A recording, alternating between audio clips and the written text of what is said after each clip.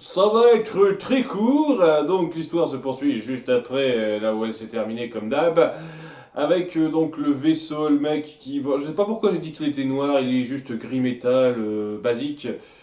Et il a une tête, il forme une tête, histoire d'être un peu plus imposant, tout ça, qui s'attaque aux Mayas en tirant des espèces de rayons laser explosifs.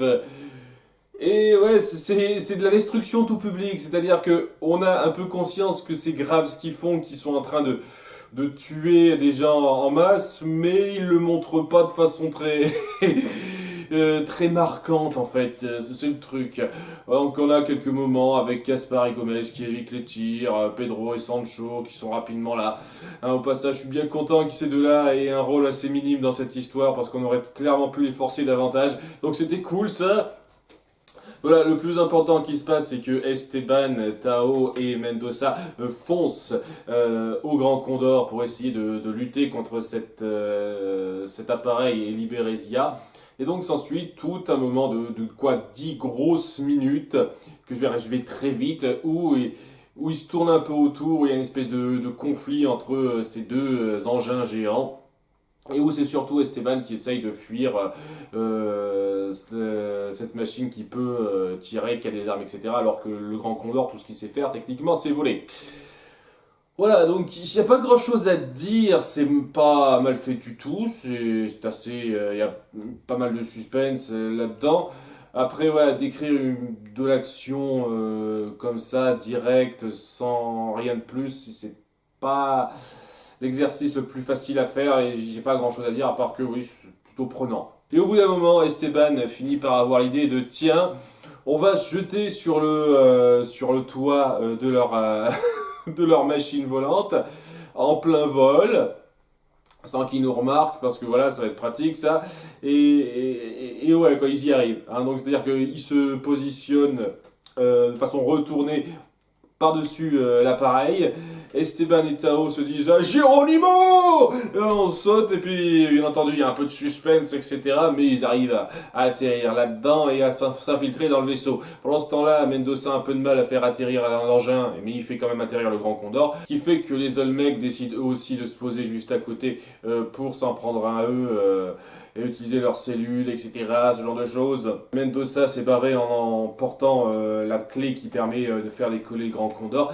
On a donc Tao Esteban qui s'infiltre dans la grande machine, qui assomme les deux Olmecs qui surveillent le panneau de commande. Donc un peu par hasard, j'ai l'impression.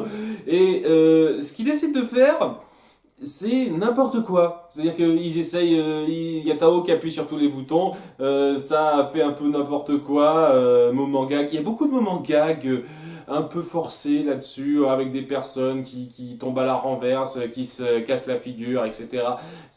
On sent qu'il y a quand même pas mal de remplissage dans cet épisode. Et donc au bout d'un moment, ça finit par décoller vaguement, et je me pose la question pourquoi vous faites ça en fait. Parce que ça va pas être simple de quitter l'appareil alors qu'il est en train de décoller. D'ailleurs, oui, ça amènera un certain problème par rapport à ça, hein, à la toute fin, j'y reviendrai. Donc, oui, Tao, qui occupe le chef de la garde Olmec, dit à Esteban, vas-y, va trouver Zia.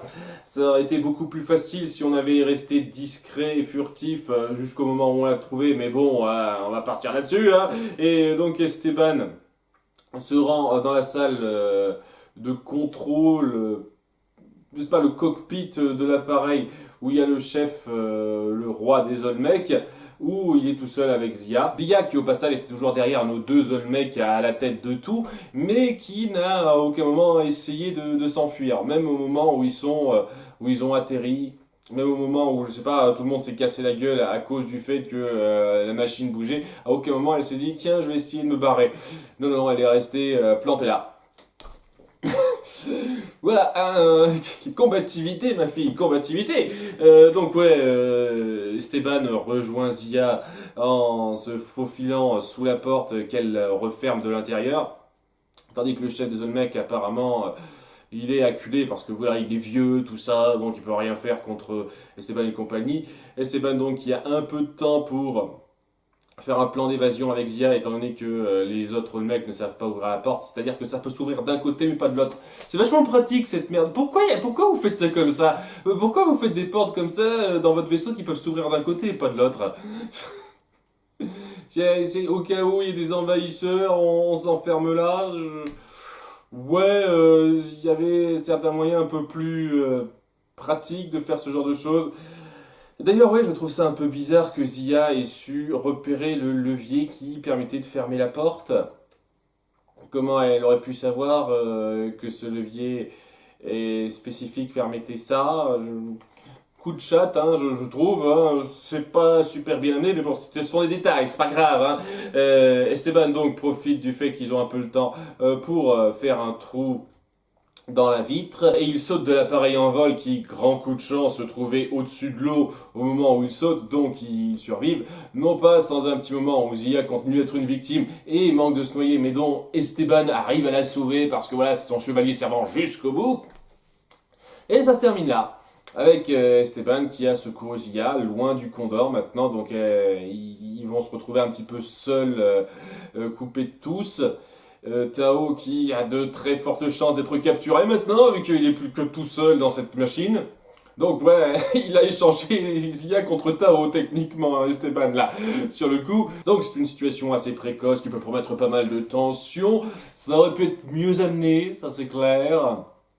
Mais on sent quand même à nouveau toute la volonté d'Esteban de vouloir retrouver Zia.